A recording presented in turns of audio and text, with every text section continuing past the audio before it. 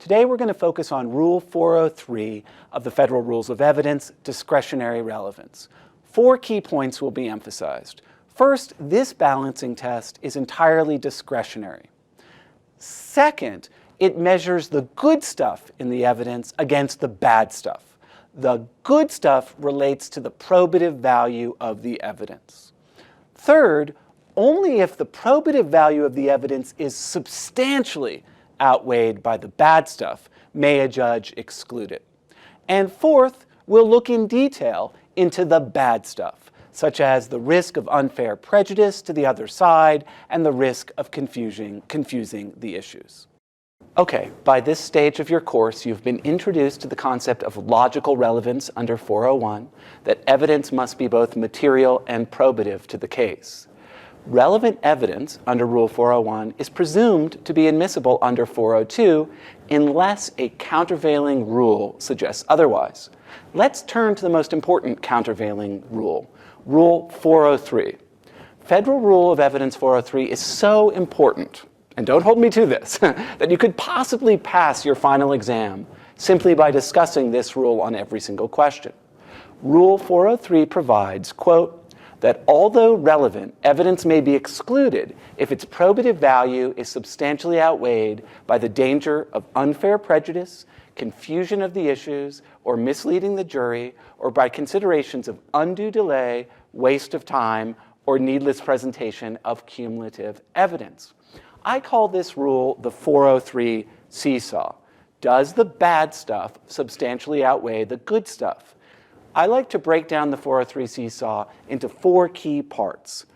First, judges have the discretion to exclude the evidence if the bad stuff substantially outweighs the good stuff. It's not mandatory, it's permissive.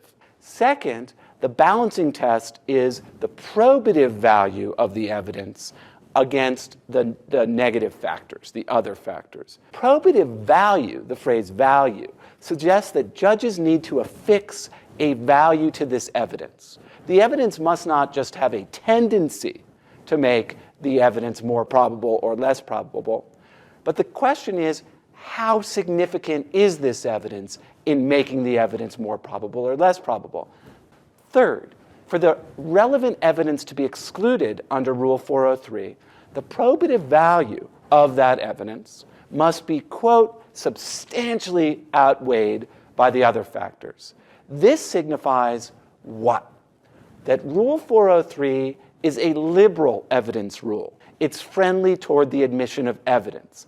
Only if the bad stuff substantially outweighs the probative value, the good stuff, does the judge have the discretion to exclude it.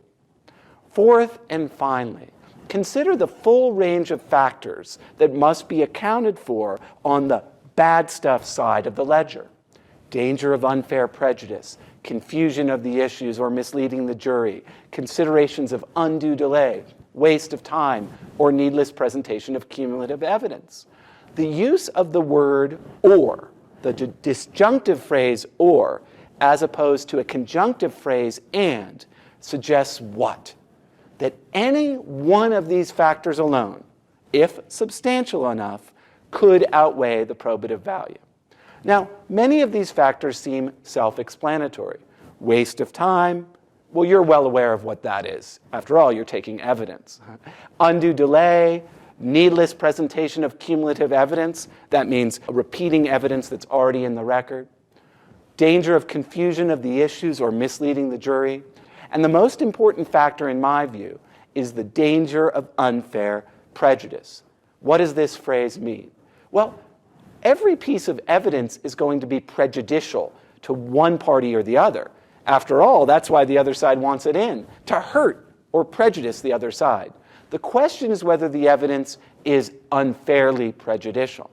According to the Advisory Committee notes to Rule 403, unfair prejudice typically means an undue tendency to suggest a decision by the jury on an improper basis. Commonly, but not always, an emotional basis. To recap, Rule 403 is a very important balancing test in which the relevant evidence might be excluded if the harm generated by its admission is severe enough. Virtually every piece of evidence must survive this test. You've just completed our module on Rule 403. We emphasized 4 points. First, that the rule is entirely discretionary with the trial judge. Second, the balancing test includes the concept of probative value on the good side of the test.